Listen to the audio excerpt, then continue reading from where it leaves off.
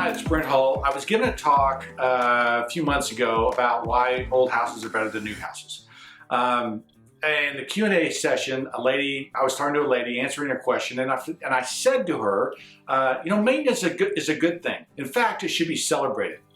I remember she kind of chuckled, sure that I was joking, because maintenance free is the answer, right? That's what we should all be attaining and striving for. I struggled with that comment. I left that talk going, that whole maintenance thing was interesting. A friend of mine, Paula Garzotto, sent me a Freakonomics radio talk in praise of maintenance. I recommend listening to it. It is an interesting talk because maintenance is a value change. And the answer, is not maintenance free. The answer is not the easy life, because there's no such thing. So the reality is that technology promises us and lies to us that if we get it, all our questions will be answered, all the problems will be solved, right? But the fact is, there is no such thing as maintenance free. I mean, our phone, my phone, has reloaded its system, has overcome the bugs in the system. There's no such thing as maintenance free, right? It's always updating. It's always bringing in new systems, and that technology. I waste more time trying to chase after technology than it ever saves me in time saving, right? So there's no such thing as maintenance free. I think we should be celebrating maintenance, because maintenance and the skills of maintenance are really skills of craftsmanship. Realize that the opposite of maintaining is discarding, right? The opposite of being able to restore something is discarding and throwing away. Maintenance, and if you look at the difference between a great carpenter and a lousy carpenter, the great carpenter knows how to fix things, knows how to restore things. For example, we've been restoring our building. It's a 1922 National Biscuit Company distribution center. So this is a 1922 warehouse, solid masonry walls, historic double hung windows, right?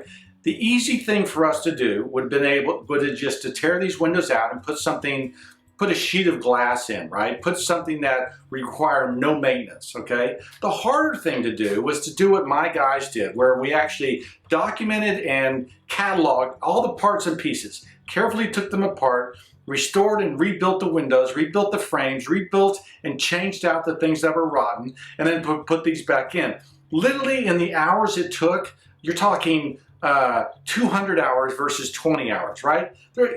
The quick answer, the cheaper answer is to put in the sheet of glass, but we don't encourage craftsmanship. It certainly doesn't look good. It looks bad. So, I mean, all the things that are great about this building when you drive up, we had to maintain, we had to restore. And that is celebrating maintenance, right? That is taking the craftsmanship and the skills that we have and applying them to this building to make it better, to make it last another 100 years, right? 1922 building, we're now 2017, nearly 100 years these windows lasted. I want these windows that we've put back in, that we've restored, to last another 100 years.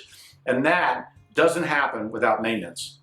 90% of the windows that we are called out to restore simply need to have the putty cut away from the movable up and down sash in order to get working again, 90% of the maintenance required, is very simple to do once you understand how the windows work, right? So replacing the weights in the pulleys, cutting the caulk out of there that someone has caulked the window shut over time, that's 90% of the work. It's not, I mean, there are times where the sash is rotten or other things that need to be replaced, but 90% of the time it's fairly easy. Yet we look at a task like that and go, oh, it's gonna take so much work.